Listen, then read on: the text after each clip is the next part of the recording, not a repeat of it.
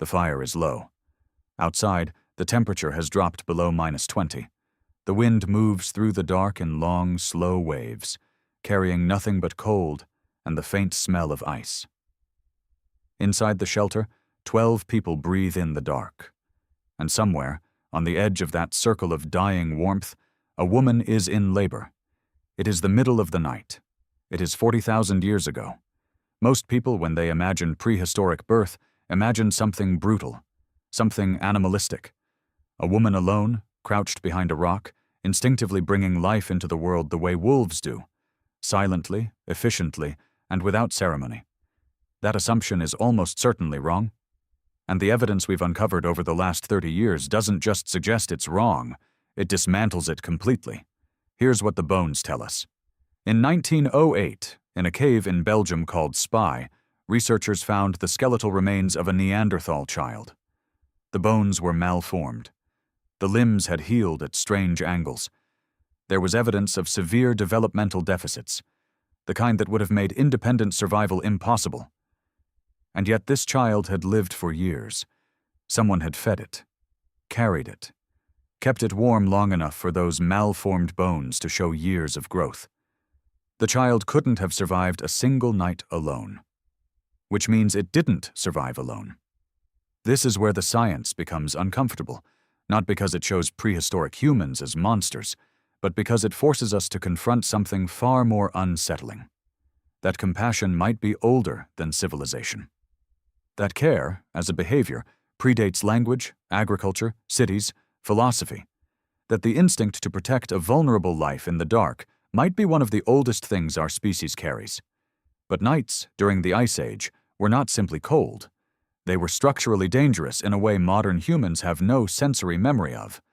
Researchers studying late Pleistocene climate data have reconstructed temperature curves that suggest glacial nights in Central Europe could drop to -30, -40 degrees, with no insulated infrastructure, no stored heat beyond what a fire and a group of bodies could generate.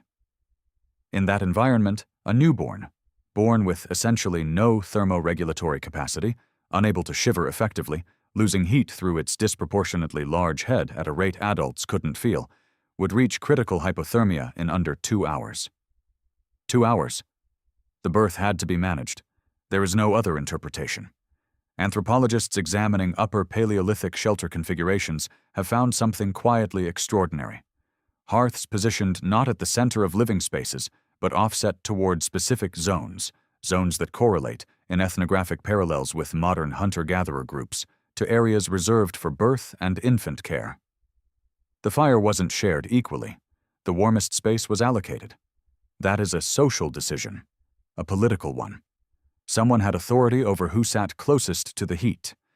And when we map that authority structure onto what we know about Paleolithic group dynamics, small bands, 10 to 30 individuals, high female cooperation, extensive allomaternal care, a picture emerges that looks almost nothing like the lone prehistoric mother we imagined.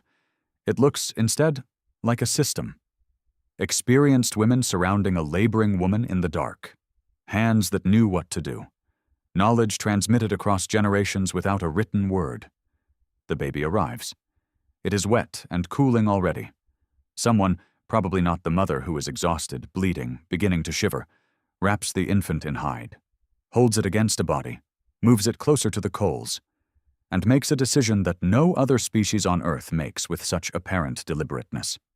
Whether to invest, whether to commit, whether to treat this particular configuration of cells and warmth as something worth the caloric cost of protecting. We know this decision was sometimes made against the infant. Infanticide in prehistoric contexts is documented, inferred, and anthropologically expected. In a resource-constrained environment, with no surplus and no safety net, a severely compromised infant, born at the worst possible moment, in the coldest month, into a group already stretched thin, would represent a genuine threat to the survival of the others. The mathematics of compassion, in the Ice Age, had a ceiling. What is extraordinary is not that the ceiling existed. What is extraordinary is how high it was, because when we look at the full record, the healed injuries, the cared-for disabilities, the elderly individuals with no surviving teeth who must have been fed soft food for years, the children with congenital conditions who survived into adolescence. We are looking at a species that repeatedly chose to pay that cost, chose to sit with the infant through the night, chose to use the warmest space, chose to carry what couldn't carry itself. There is a French Paleolithic site called La Ferrassie. It contains the deliberate burials of 2 Neanderthal adults and several children. 1 infant. The positioning of the bodies suggests intention. The care suggests grief. And grief, real grief, the kind that requires you to believe that what was lost had value, is not a behavior that emerges spontaneously. It is learned. It is taught. It is a tradition, which means something taught these people to grieve. Something had already told them, long before the burial, that the infant in the dark was worth watching over. Worth the wood. Worth the lost sleep. Worth the cost. We will never know the names of the people who sat through those nights. We will never recover their voices, their decisions, the specific weight of what they chose to do or not do, but the bones remain. And the bones are not silent. They say, something lived here that should not have survived, and something made sure it did. The fire goes out eventually. It always does. But the act of feeding it through the night, that act, that choice, that quiet refusal to let the dark win, that is perhaps the first and oldest thing we ever built. Not a tool, not a shelter, not language, a vigil,